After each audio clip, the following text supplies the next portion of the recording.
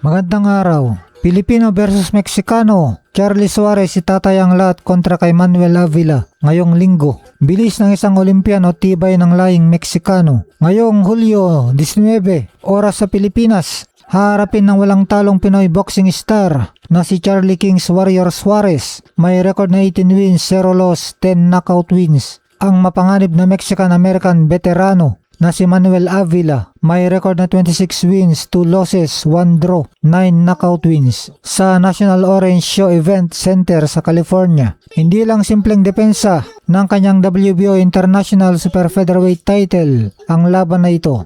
Ito ang huling harang para sa pinakahihintay na world title rematch ni Suarez laban sa kampiyon na si Emmanuel Navarrete ngayong darating na Setyembre. Matapos baguhin at gawing no contest ang kontrobersyal nilang unang pagharap noong Mayo 2025 kung saan muntik nang mapabagsak ng Pinoy ang dugoang kampiyon. Opisyal na inuutos ng WBO ang rematch. Ngunit bago makuha ang hustisya, kailangan muna niyang lampasan ang mapanganib na tune-up fight na ito. Itataya ni Suarez ang lahat, ang kanyang malinis na record at ang kanyang mandatory challenger spot. Isang pagkakamali lang, pwedeng maglaw ang pangarap na maging world champion. Ala Sugar Ray Leonard ang galawan ng walang talong Pinoy.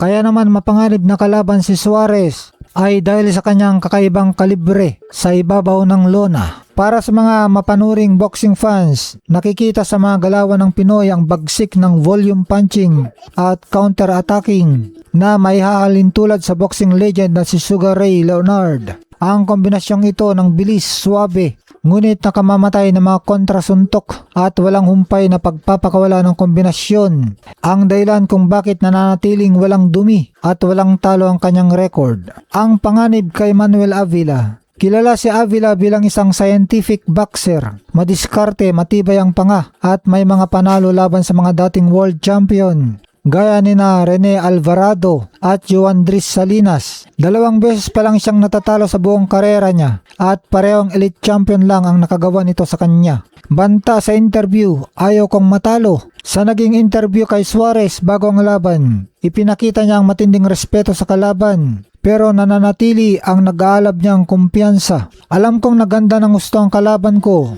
at ayaw kong matalo. Kaya naman naganda rin ako ng gusto at gagawin ko ang lahat para manalo. Ipapakita ko sa buong mundo na ako pa rin ang numero 1, matapang na pahayag ni Kings Warrior. Ang bakbakan ng estilo, bentay ni Suarez, bilis ng paa, mala Sugar Ray Leonard na volume punching at counters, lakas ng suntok at ang nag-aalab na momentum na pagiging walang talo. Bentay naman na Avila, lalim ng karanasan sa mahabang laban, tactical counterpunching, mas batang edad, 34 versus 37, at ang kawalan ng pressure bilang dehado. Matapos ang mahigit 1 taong pahinga, ito ang pinakamatinding sugal at pagsusuri kung handa na bang ating Kings Warrior ng Philippine Army na tuluyang agawin ng corona sa rematch ng taon. Knockout man o madugong desisyon, asahan ang isang klasikong giyera sa ibabaw ng lona. Suportahan natin si Charlie Suarez sa kanyang laban ngayong linggo laban Pilipinas.